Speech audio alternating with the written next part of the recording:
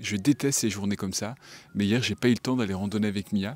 La nuit est tombée trop vite et ce qui s'est passé c'est que je voyais que dans son niveau d'énergie, elle s'ennuyait, elle avait l'air déprimée. C'est ce genre de journée où je sens que je l'ai pas assez stimulée, c'est de ma faute, mais je peux pas vraiment réagir parce que je peux pas aller la faire courir, il est trop tard, il fait nuit et je peux plus aller en forêt pour l'aider à se dépenser. Le problème c'est qu'en hiver c'est des choses qui peuvent arriver régulièrement et c'est dur de dépenser un chien lorsqu'il est en laisse parce qu'on doit le garder en ville. Moi j'habite dans un village et à partir du moment où je sors pas sur les sentiers de randonnée, j'ai du mal à la faire courir. Moi dans ces cas-là, ce que je fais, c'est que j'essaie de compenser son niveau d'énergie en utilisant son odorat, parce que l'odorat, ça peut la fatiguer. Dans cette vidéo, je vais vous montrer comment je fais. C'est une petite astuce qui n'est pas parfaite, mais qui permet de compenser ce genre de journée où on n'a pas pu aller proposer une vraie randonnée à notre chien. Vous verrez que ça peut l'aider, même si bien entendu, c'est une méthode qui a ses limites. Parce que le souci avec un chien qui s'ennuie, c'est que il peut développer des comportements qu'il n'avait pas avant. Des comportements qui peuvent être par exemple de la destruction, se mettre à détruire les meubles à la maison. Mia, tu viens ? Se mettre à aboyer, se mettre à avoir plus de stress, être moins obéissant, moins à l'écoute, moins concentré. Et tout ça simplement parce que son niveau d'énergie, il n'est pas suffisamment équilibré, parce qu'on l'a pas aidé à enlever ce surplus d'énergie. Moi je considère que mon rôle en tant que maître, c'est aussi d'aider Mia à avoir son niveau d'énergie qui est équilibré, autant mental que physique, justement pour améliorer son niveau d'obéissance, éviter les comportements négatifs qu'elle pourrait avoir, mais surtout améliorer son niveau de bonheur. Je pense que c'est un sujet qu'on n'aborde pas suffisamment, on parle beaucoup d'obéissance, on parle de psychologie canine, mais son niveau de bonheur, on n'en parle jamais. D'ailleurs sur ce sujet, je vous ai fait une checklist où je répertorie les 10 points importants pour avoir un chien qui est plus heureux. Moi c'est des points que j'essaie de voir régulièrement si je les applique bien pour Mia, parce que son niveau de bonheur, ça va permettre l'équilibre qu'on a dans notre relation. Un chien qui est plus heureux, c'est un chien qui est plus obéissant, c'est un chien avec qui on a une meilleure relation, plus de partage et plus d'aventures ensemble. Donc c'est disponible en description de la vidéo si ça vous intéresse. J'essaie toujours d'avoir l'équilibre entre le fait que Mia, elle soit dépensée mentalement et également physiquement. Mais dans une journée où j'ai pas pu la sortir comme je voulais et on n'a pas pu partir en randonnée, c'est des journées où je vais probablement la sortir uniquement avec une laisse dans la nuit, dans le village, donc on va pas pouvoir avoir beaucoup d'interactions, beaucoup de courses, beaucoup de jeux. Donc comment je fais? Si vous êtes dans ce cas-là, je pense que le secret, c'est d'essayer de le dépenser au moins au niveau cognitif, au niveau mental, pour le fatiguer mentalement un maximum. Et ça, on l'a déjà vu ensemble.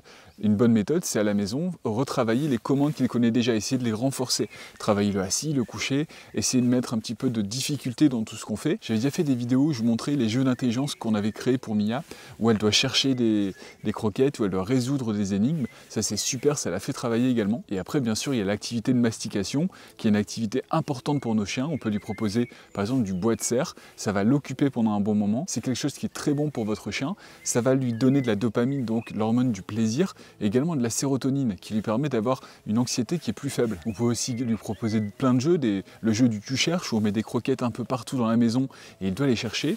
Et moi en ce moment, par exemple, je suis en train de travailler sur l'apprentissage des boutons, où votre chien commence à parler avec vous, c'est-à-dire que pour l'instant, Mia sait appuyer sur le bouton pour me demander une croquette, et elle s'est appuyée sur le bouton, elle commence pour me demander de sortir. Donc on est en phase d'apprentissage. Si je vois que c'est concluant, j'en ferai une vidéo. Mais la dépense ultime, la dépense qu'on peut vraiment utiliser à notre avantage, je pense que c'est l'odorat.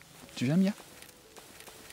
En fait, nos chiens, ils ont des besoins fondamentaux. Ils ont le besoin, par exemple, physiologique, donc le besoin de boire, de manger, le besoin masticatoire. Il y a également le besoin social ou le besoin de dépenses physiques. Enfin, il y a le besoin de dépenses mentales dont l'odorat va faire partie. L'odorat, pour votre chien, c'est le sens le plus développé.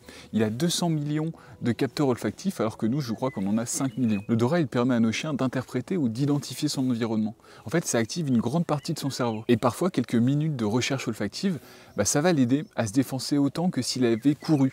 Alors c'est pas suffisant bien entendu, mais parfois ça peut aider dans ce genre de journée où on n'a pas le temps de promener notre chien. Le laisser sentir, ça peut vraiment l'aider à se dépenser et à être au mieux dans sa peau. Alors une fois qu'on a compris ça, je pense que vous avez la solution pour aider votre chien. Et cette solution, ça va être de quand même le sortir en ville, même s'il fait nuit, même si c'est dans les chemins d'habitude, mais essayer d'innover un petit peu et de le laisser sentir. Par exemple, passer sur le trottoir d'en face ou aller sur une route que vous pratiquez presque jamais.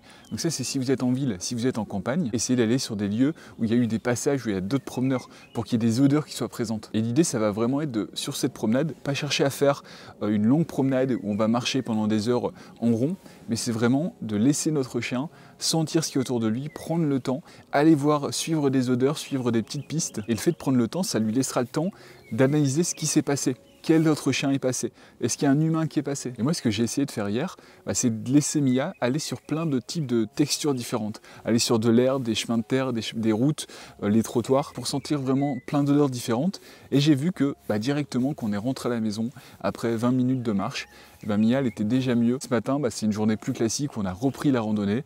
Et c'est normal qu'il y ait des journées, parfois, où on n'a pas le temps, on a trop de choses à faire, on est pris dans le tumulte de la vie de tous les jours, dans le travail, dans nos liens sociaux, et on n'a pas le temps de faire des grosses promenades et de donner autant que ce qu'on voudrait à nos chiens. C'est important de ne pas s'en vouloir et d'essayer de trouver des petites astuces à la maison, comme on l'a vu, ou en extérieur, en utilisant par exemple son odorat.